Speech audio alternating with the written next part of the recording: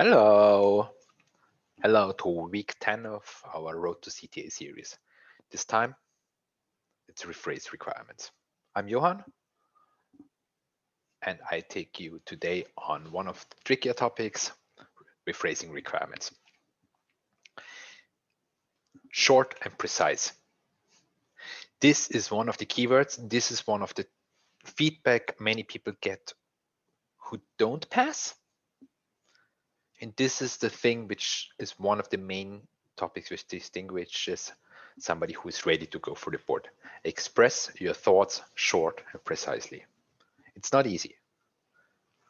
Again, my personal opinion, I'm not affiliated with Salesforce. I don't speak for all CTAs. I just speak up for myself. I'm not a CTA judge. Please always reach out to Salesforce for the latest information.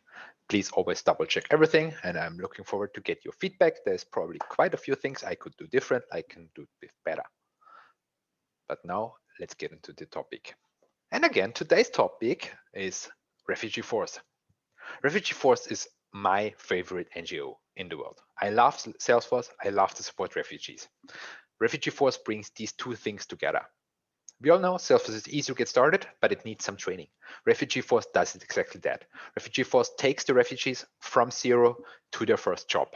And we all know once you're in the Salesforce industry, it's pretty easy, but in order to get started, you need to get this first job. And this is where all of you come into play.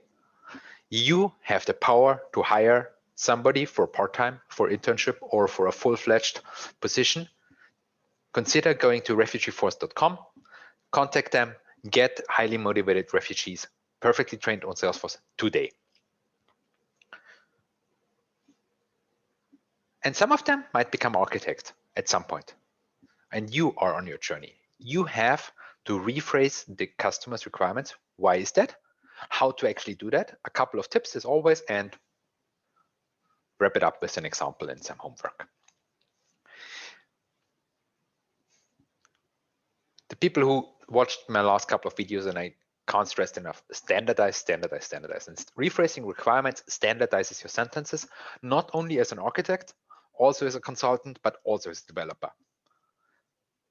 If you can properly rephrase it, you can show and prove to the customer, to the boards, to the judges that you understood the content.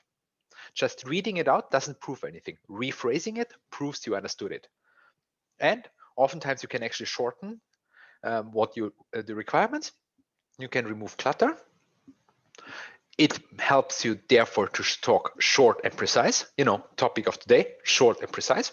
And it helps a lot with support solutioning. Since you have these standardized sentences, you can use these standardized sentences to standardize your solutioning. This is something I copied from Wikipedia, from journalists. Journalists always do the same. When, happen, why, who, what, where. You would ask, how does this apply to my requirements? Actually, pretty closely. You will see later in the example. But before that, a couple of small tips. Make requirements as small as possible. One requirement for one solution. If it's more than one solution, you have to split up the requirement. It's usually 2 or 3 requirements. Sometimes 2 or 3 requirements are hidden in one sentence.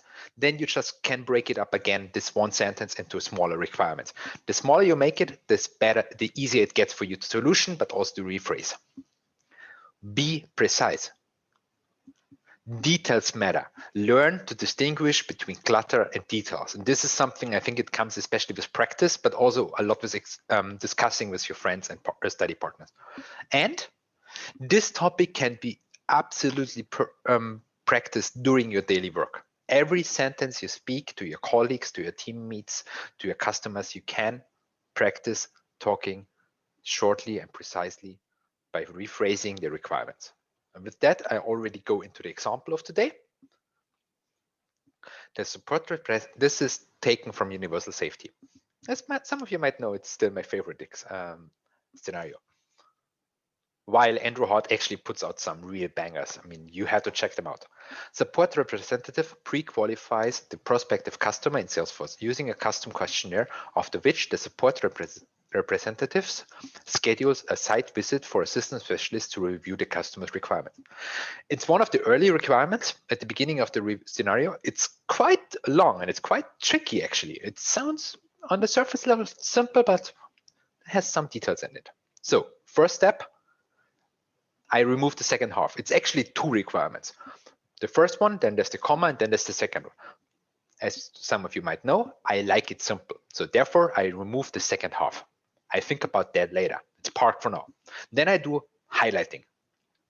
I highlight who, so when, beginning of sales process. It's not in the sentence itself, but this is how I start. It's when, this beginning of sales process. Who, the support representative. What do they do? They qualify the leads via a questionnaire. Where do they do it? It's not explicitly, but in the desktop, I can omit it now. But if it would be in the mobile app or in the experience or in the field, I would say it in this case. So where is desktop and why? In order to qualify the lead and set up an event. And so this creates my sentence at the beginning of our sales process. Support representatives qualify leads via a questionnaire, and then I add the solution. And so this way, I took the requirement, I standardized it, and I rephrased it in a short and precise manner. No clutter in there. Every word which matters is in there.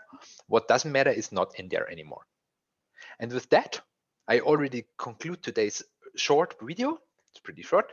This is something you can practice on a daily basis going forward, either with CTA mock exams, either with your daily work. Make sure you practice that every single day. This will elevate your solutioning by so much. And with that, be a Salesforce nerd, have fun, and see you next week. See you. Bye.